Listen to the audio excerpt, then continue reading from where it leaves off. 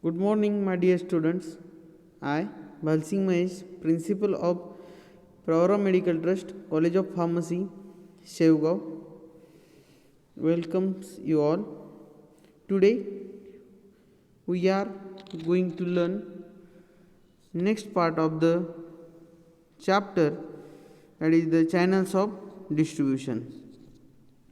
In last lecture, we have started this topic, that is channels of distribution, and in that we already discussed about distribution of goods.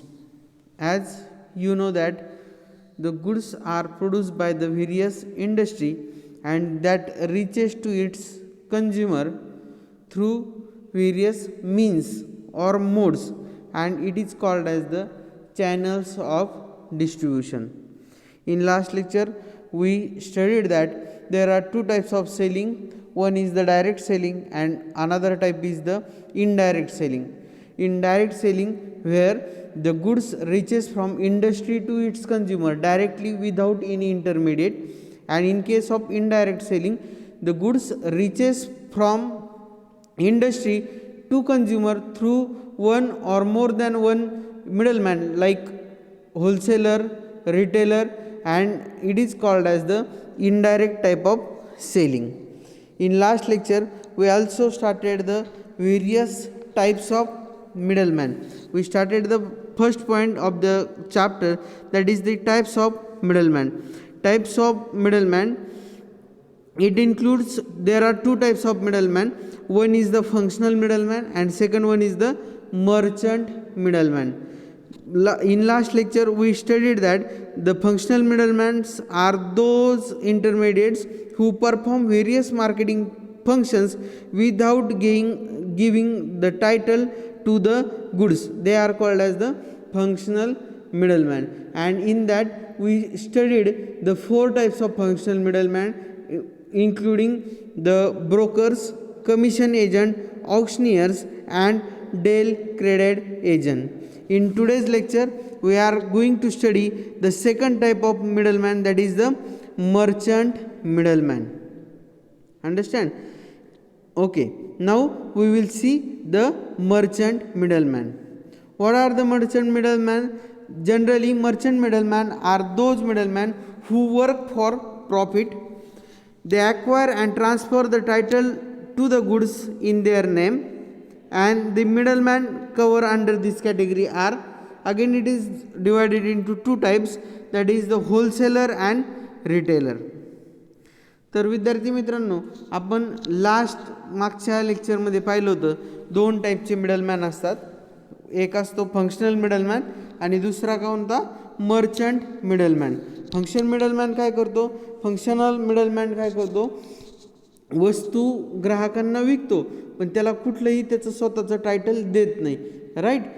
तशा प्रकारच्या मिडलमॅनला म्हणायचं functional middleman. पण आज आपण पाहणार आहे merchant middleman. Merchant middleman म्हणजे काय, these are the middleman who work for the profit also and they give their name to the goods which they are going to sell. आणि हे मिडलमॅन परत दोन टाईपमध्ये डिवाइड केलेले आहे. पहिला आहे wholesaler and second one is the retailer. We will see one by one. So today we are going to discuss about the wholesaler type of merchant middleman. Now wholesaler, what is meant by wholesaler? Wholesaler are the merchant or middleman which act as a middleman between the manufacturer and retailer. These are the middleman. आपण पाहिलं होतं की वस्तू कंपनीकडून एखाद्या कंपनीत बनलेली असते आणि तिथून ती वस्तू ग्राहकापर्यंत येईपर्यंत त्याच्यामध्ये वेगवेगळे मिडलमॅन येतात. मग वस्तू इंडस्ट्रीमध्ये तयार झाली किंवा मॅन्युफॅक्चररने तयार केली किंवा आपण कधी कधी म्हणतो प्रोड्युसरने तयार केली. ती वस्तू त्याच्यानंतर एखाद्या डिस्ट्रीब्युटरकडे जाते, डिस्ट्रीब्युटरकडून होलसेलरकडे जाते, होलसेलरकडून रिटेलरकडे जाते आणि रिटेलर दुकानाकडून ती वस्तू ग्राहकापर्यंत जाते. म्हणजेच हे जे retailer, wholesaler, distributor, these people act as a middleman between whom, between consumer and the producer. So same manner the wholesaler काय आहे, wholesaler is an middleman, it is an middleman between whom, it is middleman between a retailer and manufacturer or sometime distributor. Wholesaler is the middleman, हा एक मध्यस्थी करतो कोणामध्ये, ज्यांनी वस्तू बनवली आणि रिटेलर, ह्या दोघांचा हा एक काय आहे, दुवा आहे, that is the middleman. what will wholesaler do? They buy the goods in large quantity from the producer and sell them to the retailer. Generally wholesaler purchases goods in large quantity from whom, from the producer, and sell it to retailer. They do not sell their goods to the consumer directly, they sell their goods to the retailer. Now the wholesaler who is dealing in the pharmaceutical product require to have a drug license from the health department of the concerned state government.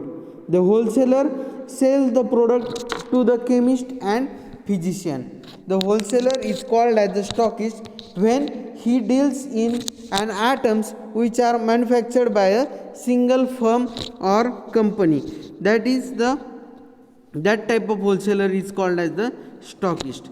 मग पा जे wholesaler ज्या likewise other industry, pharmaceutical industry or pharmaceutical marketing industry also having some middleman. They are act as a middleman between the retailer, that is the chemist and druggist, and the manufacturer. They are called as the wholesaler. And every people or general common people cannot start the wholesaler pharmaceutical drugstore. For opening of pharmaceutical wholesaler drugstore, it require to obtain certain license, and that license is issued by the health department of that concerned state. Suppose मला वाटलं की आता मला काय करायचं आहे, pharmaceutical drug स्टोअरचं काय करायचं आहे, होलसेलर शॉप टाकायचं आहे. मग त्यासाठी मी लगेच टाकू शकतो का, नाही. त्यासाठी मला तेवढं क्वालिफिकेशन नेसेसरी आहे, that is at least I should be a pharmacist. I have to obtain a certain license from the health department of that concerned state. And this wholesaler sell their goods to the physician as well as they sell their goods to the chemist or retail pharmacist. And wholesaler is called as the stockist. होलसेलरला stockist पण म्हणलं जातं. पण कधी, ज्या वेळेस तो wholesaler एकच कंपनीचा किंवा एकाच कंपनीने बनवलेले प्रोडक्ट विकत असेल तर त्याला sometimes that wholesaler is also called as the stockist. It is in case of pharmaceutical products. Now we will see the general classification of wholesaler. Generally wholesalers are again classified into three types. The three types include the manufacturer wholesaler, then retailer wholesaler, and wholesaler proper. We will see one by one these different types of wholesaler. First, manufacturer wholesaler. Generally these manufacturer wholesaler are engaged in manufacturing activity to some extent. They may not sell their own products to the retailer but may also make large scale purchase from other manufacturer to meet the demand of the retailer. In this way they may reduce the overhead expenses by increasing their turnover. आता पहा, याचं नावच indicate करतं की manufacturer wholesaler कोणाला म्हणायचं, जो wholesaler बिझनेसबरोबर somewhat म्हणजे थोड्याफार प्रमाणात तो काय असेल, मॅन्युफॅक्चरिंग ॲक्टिव्हिटीमध्ये एंगेज असेल. That type of wholesaler is called as the manufacturer wholesaler. म्हणजे थोडंफार मॅन्युफॅक्चरिंग पण करतो आणि परत होलसेलचा बिझनेस पण आहे. अशा बिझनेस होलसेलरला म्हणायचं मॅन्युफॅक्चरर होलसेलर. आणखीन काय करतात, त्याच्याबरोबरच स्वतःचं मॅन्युफॅक्चरिंग करून ते दुसऱ्या पण मॅन्युफॅक्चररकडून काय करतात, प्रोडक्ट विकत घेतात लार्ज क्वांटिटीमध्ये and supply that product to the retailer in small quantity. हे कशासाठी, to minimise the overhead expenses. म्हणजे जितकं जास्त सेल होईल तितकं जास्त प्रॉफिट होईल आणि अदर जे चार्जेस आहे ओव्हरहेड एक्सपेन्सेस ते तो होलसेलर काय करू शकतो, रिड्यूस करू शकतो. अशा प्रकारच्या होलसेलरला काय म्हणायचं, manufacturer wholesaler.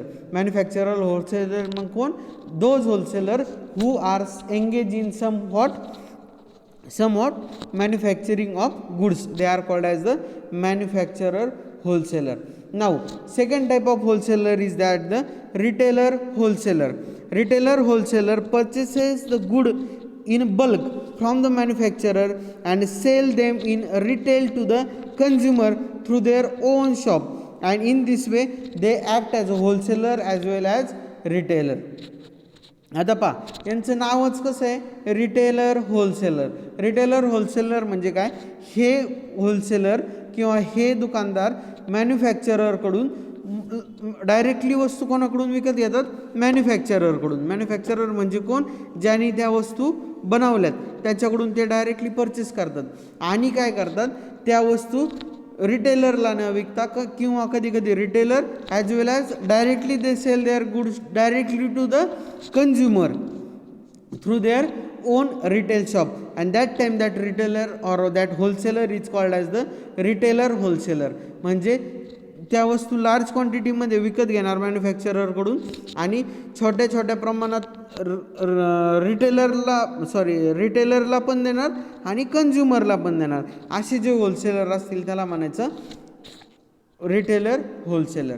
Now third type of wholesaler is that wholesaler proper. This is the third type of wholesaler, and generally these wholesaler concentrate solely on buying and selling of goods in large quantity, and they also known as the distributor. Generally these are the wholesaler. Generally they sell their goods to the retailer only, they do not sell their goods to consumer directly, and they generally deals in buying and selling of goods in large quantity. They do not sell the goods in small quantity. Generally they buy the good in large quantity from the manufacturer, and in same manner they sell their goods in large quantity to the retailer. They are called as the wholesaler proper. Generally these are the three types of wholesaler: manufacturer wholesaler, retailer wholesaler, and wholesaler proper. Now we will study the various functions of the wholesaler. Wholesaler have to perform the various function, and this function includes assembling, distribution, warehousing, transportation, financing, risk bearing, pricing, grading and packing, and market research. These are the various functions that are performed by the wholesaler. Generally the question on this topic is generally or quite frequently asked in MSBT examination. Like they will ask, write down the various functions of wholesaler, or they will ask as write down any 4 or any 6 functions of the wholesaler. That time we have to write the various functions of wholesaler, including the assembling, distribution, warehousing, transportation, financing, risk bearing, pricing, grading and packing, and market research. We will see one by one function of the wholesaler in short. First function is the assembling.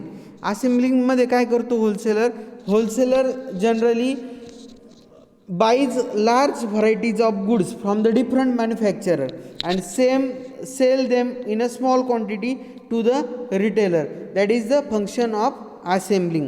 असेंब्लिंग फंक्शनमध्ये wholesaler काय करतो, वेगवेगळ्या मॅन्युफॅक्चररकडून, generally एकाच मॅन्युफॅक्चररकडून सगळ्या वस्तू घेतो का, नाही, वेगवेगळ्या मॅन्युफॅक्चररकडून होलसेलर काय करत असतो, लार्ज क्वांटिटीमध्ये वस्तू घेत असतो आणि त्याला छोट्या छोट्या म्हणजे स्मॉल क्वांटिटीमध्ये रिटेलरला विकत असतो. म्हणजे होलसेलर पहिलं फंक्शन करतो, that is the function of assembling.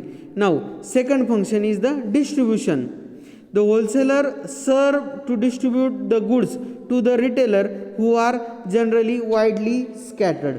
आता हा होलसेलर काय करतो पहा, होलसेलर मॅन्युफॅक्चररकडून वस्तू विकत घेतो आणि त्या रिटेलरला विकतो. पण रिटेलर सगळे एका जागेवर असतात का? नाही. Generally retailers are spread widely scatter. जे लांबपर्यंत रिटेलर असतात त्यांच्यापर्यंत त्या वस्तू पोहोचवण्याचं काम कोण करत असतो? होलसेलर. होलसेलरचं पुढचं फंक्शन आहे, that is the warehousing. The goods purchased from different manufacturers or producer are kept in a stock in warehouses till these are distributed to the retailer. A wholesaler has to keep enough stock of goods with him with a view to meet the requirements of the retailer without delay. आता पहा, हे पण खूप important function आहे होलसेलरचं. काय? Wholesaler have to perform the functions of wear housing.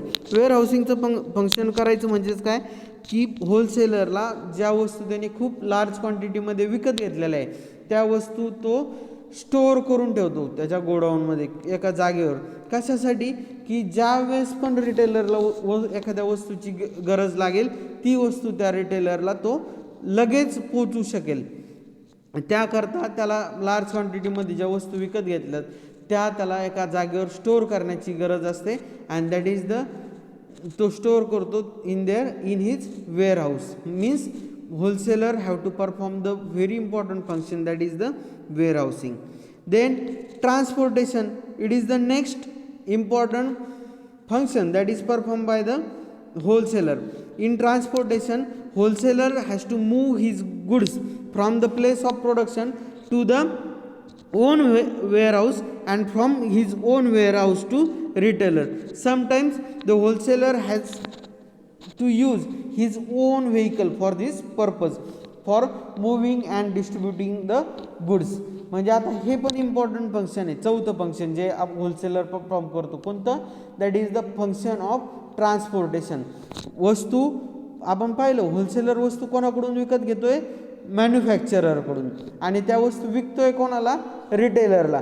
म्हणजे त्याला मॅन्युफॅक्चररकडून वस्तू आणावं पण लागतात वेअरहाऊसमध्ये आणि वेअरहाऊसच्या वस्तू रिटेलरपर्यंत पण पोहोचावं लागतात.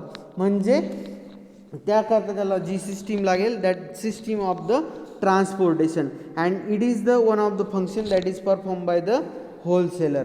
Next function of the wholesaler, that is the financing. Sometimes the wholesaler provide the credit facility to the retailer and help in the financing. Wholesaler कोणतं फॅसिलिटी प्रोव्हाइड करतो? आणखीन फंक्शन कोणतं असतं होलसेलरचं? That is the financing function. Financing करणे म्हणजे काय करणे? थोडक्यात क्रेडिट फॅसिलिटी प्रोव्हाइड करणे. Credit facility means he give some credit number of days और he in terms of amount he give credit to the retailer. रिटेलरला तो होलसेलर वस्तू उधारीमध्ये देतो. That is the credit facility. म्हणजे financing is the also one of the function of the wholesaler. Next function that has to perform by the wholesaler is that the risk bearing. Bulk buying and storage of goods for a length of time carries number of risks such as changes in the demand, spoilage or destruction of goods, loss of the goods due to theft in the warehouse. This risk has to borne by the wholesaler. ज्यावेळेस wholesaler वस्तू वेअरहाऊसमध्ये store करून ठेवतो त्यावेळेस त्याला त्या वस्तूसाठी खूप मोठी रिस्क घ्यावी लागते. कधी कधी वस्तू खराब व्हायचा धोका असतो, कधी कधी वस्तू चोरीला जाण्याचा धोका असतो, कधी कधी वेगवेगळ्या कारणामुळे वस्तू खराब होऊ शकते. मग ही सगळी रिस्क होलसेलरची असते. Means another function that is performed by the wholesaler is the risk bearing. The next function is of the wholesaler is the pricing. Generally the price fixed by the wholesaler is generally on the basis on which retailer determines the price. That he will charge from the customer. Wholesaler आणखीन एक काम करतो, that is the function of pricing. Pricing set करणे, that is the function of wholesaler. Next one is the grading and packing. Some wholesaler also perform the function of grading of a product according to their quality and also pack the goods into the smaller lots for the retailer. Here what happens in this function, the wholesaler, आपण पाहिलं wholesaler purchases the goods in large quantity from the manufacturer and sell same goods to the retailer in small quantity. म्हणजेच wholesaler large क्वांटिटीमध्ये वस्तू विकत घेतो मॅन्युफॅक्चररकडून आणि small क्वांटिटीमध्ये रिटेलरला विकतो. मग ह्या दरम्यान त्याला काय करावं लागतं, ग्रेडिंग अँड पॅकिंग. ज्या वस्तू त्यांनी लार्ज क्वांटिटीमध्ये घेतलेल्या आहे त्याचं पॅकिंग वेगळं असतं आणि त्याला छोट्या छोट्या क्वांटिटीमध्ये वस्तू रिटेलरला द्यायच्या असतात, म्हणजे त्याचं पण ग्रेडिंग अँड पॅकिंग त्याला परत सेपरेट वेगळं करावं लागतं. That is the another function that is perform by the wholesaler. Next function that is performed by the wholesaler is the market research. As wholesaler is in close contact with the retailer, he come to know from them that is the need of the consumer, and this will help in advising the producer to make the goods in accordance with the demand of the consumer. Understand. Market research म्हणजे काय असतं, wholesaler कोणाच्या कॉन्टॅक्टमध्ये, क्लोजमध्ये, it is in close contact with a manufacturer as well as retailer. Retailer is in close contact with a customer.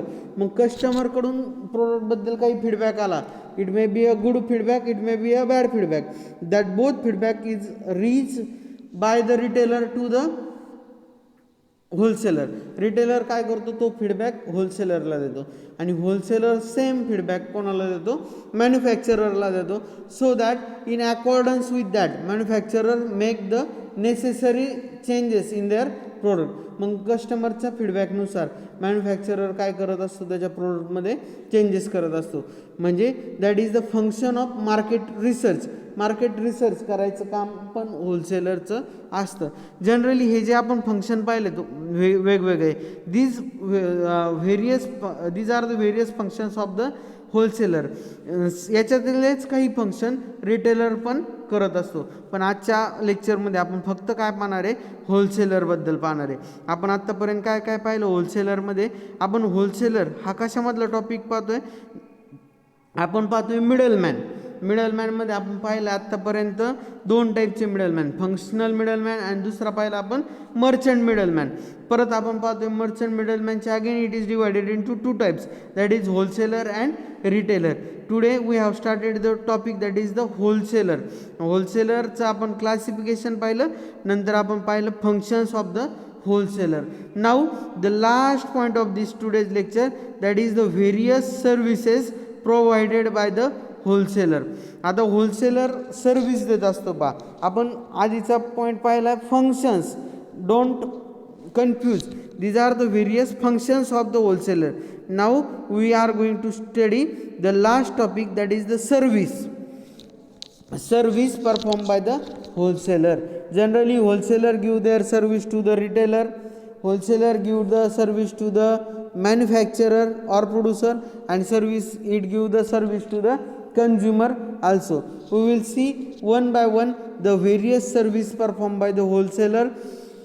Now first we will see the services to the retailer. मग आता wholesaler रिटेलरला कोणती service देत असतो, पहिली service देतो wholesaler purchase the goods from various producer and store them at one place for retailer. हे पहिलं service असते रिटेलरसाठी. कोणती सर्व्हिस झाली पहिली रिटेलरसाठी, का होलसेलर काय करतो, वेगवेगळ्या मॅन्युफॅक्चररकडून गुड्स विकत घेतो आणि एका जागेवर रिटेलरसाठी ठेवतो. बरोबर, म्हणजे हा पहिलं फंक्शन किंवा पहिली सर्व्हिस रिटेलरला. आणखीन काय करतो रिटेलरला he supply the goods promptly, right. कारण आपण पाहिलं की होलसेलरचं एक फंक्शन होतं that is the warehousing. आणि वेअर हाऊसिंग कशासाठी असतात, टू स्टोअर द गुड्स. आणि मग होलसेलरकडं गुड्स ह्या वस्तू एका जागेवर स्टोअर केल्यामुळं रिटेलरला लगेच क्विकली त्या वस्तू अवेलेबल होतात. म्हणजे this is the another service. Generally third service provided by the retailer is that wholesaler buys good in large quantity from the manufacturer and sell them into the small quantity to the retailer. Wholesaler काय करत असतात, generally large क्वांटिटीमध्ये वस्तू विकत घेतात आणि रिटेलरला छोट्या छोट्या क्वांटिटीमध्ये वस्तू विकतात. ही एक सर्विस असते. त्याच्यानंतर wholesaler help in stabilising the prices by regulating the supply of goods due to the availability of the warehouse. वेअरहाऊसचं हे खूप मोठं फंक्शन आहे का, due to the warehousing the goods are available and when the goods available in the market in adequate quantity, that time it helps to maintain the stable pricing.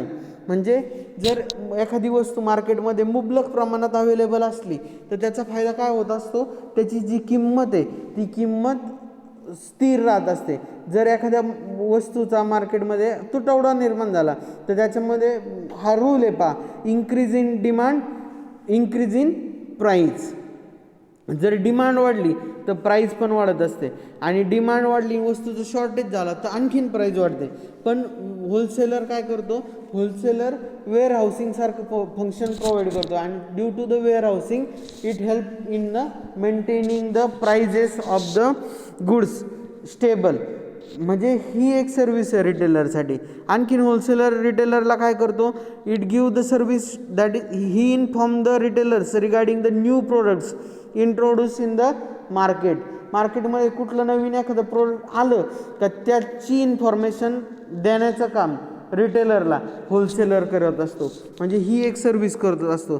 Then wholesaler do another thing that wholesaler deals in limited number of product and therefore he get expert knowledge in the field of this specialty.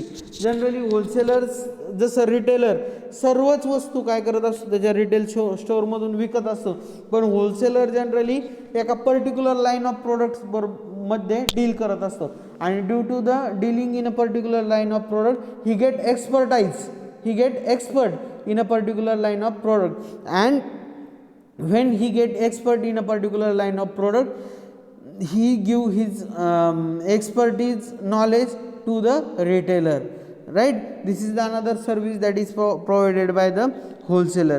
Also wholesaler provide the service like credit facility to the retailer. These are the various services that are provided by the wholesaler to the retailer. Generally wholesaler provide the service to retailer, also manufacturer and also to the society or consumer. आता आपण पाहिलं services provided by the wholesaler to the retailer. Now we will study the various services provided by the wholesaler to the manufacturer. मॅन्युफॅक्चररला कोणत्या कोणत्या service provide करतो मग wholesaler, मॅन्युफॅक्चररला तो कोणत्या कोणत्या सर्व्हिस प्रोव्हाइड करतो तर दॅट पहिली सर्व्हिस असती generally they by the goods in bulk from the producer and relieve the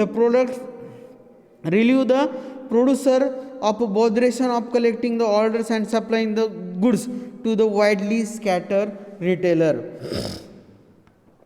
आता ही पहिली सर्विस आहे मॅन्युफॅक्चररला.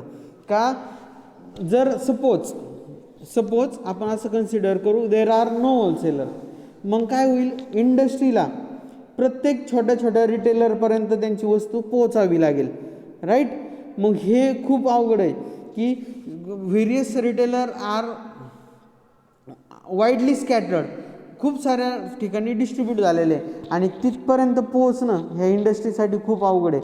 मग होलसेलरला काय सर्व्हिस देतो इंडस्ट्रीला, he give the service that those retailer who are widely scattered they are connected with the wholesaler and in this way the manufacturer can reach to the retailer through the means of the wholesaler. मॅन्युफॅक्चररचा contact retailer बरोबर घडून द्यायचं किंवा घडून आणायचं हे महत्त्वाचं काम जे असतं that is perform by the wholesaler. Another service that is given by the wholesaler to the manufacturer include The wholesaler help in a large scale production of a goods by giving the supply order for a bulk quantity. Generally wholesaler आपण पाहिलं होतं की wholesaler purchases the goods in large quantity, आणि so म्हणून ज्या होलसेलरने large क्वांटिटीमध्ये वस्तू विकत घेतल्या त्याच्यामुळं काय होऊ शकतं, जे होलसेलरच्या लार्ज क्वांटिटीच्या ऑर्डरमुळं manufacturer can manufacture the goods in large quantity. म्हणजेच हा एक फायदा आहे होलसेलरचा. त्याच्यानंतर होलसेलर आणखीन सर्व्हिस कोणती देतो मॅन्युफॅक्चररला? Generally wholesaler give the make the cash payment of a goods which he purchase. बरोबर, म्हणजे होलसेलर जनरली जसं wholesaler give the credit facility to retailer but he makes his payment in cash to the manufacturer. This is the service that is performed by the manufacturer. Next service that is performed by the manufacturer is that the wholesaler trader maintain sufficient stock of goods at all time during the year. In this way they provide warehousing facilities to both producer as well as retailer. आपण पाहिलं होतं की wholesaler काय करत असतो, wear हाऊसिंगची facility provide करत असतो. मग warehousing facility of the wholesaler helps to keep the stock of manufacturer and help for maintaining the sufficient amount of stock. म्हणजे ही एक सर्व्हिस आहे की due to the warehousing facility of the wholesaler, manufacturer can able to produce the goods in large quantity. Then next, wholesaler provide the market information to the manufacturer, which information is collected from the retailer, and so that manufacturer can regulate their production accordingly. आज आपण पाहिलं होतं की wholesaler एक function करत असतो कोणतं, market रिसर्चचं. म्हणजे जो फीडबॅक आहे कस्टमरचा, दॅट फीडबॅक फ्रॉम द रिटेलरकडून होलसेलरकडे येतो आणि होलसेलर तो फीडबॅक कोणाला सबमिट करत असतो, he submitted feedback to the manufacturer and so that manufacturer make the changes according to it. जर चांगला फीडबॅक असेल तरी चेंजेस केले जातात किंवा इम्प्रूव्हमेंट केली जाते आणखीन, आणि निगेटिव्ह असलं तरी त्याच्यामध्ये कुठल्या प्रकारची इम्प्रूव्हमेंट नक्कीच केली जाते. These are the various services that are given by the producer given to the producer or manufacturer by the wholesaler. Also wholesaler give the service to the society or consumer. आता society आणि कंझ्युमरला कशी service wholesaler provide करतो, कारण आपण पाहिलं की wholesaler is in direct contact with a retailer, he does not come in contact with a consumer. Then also how he perform his service to the retailer.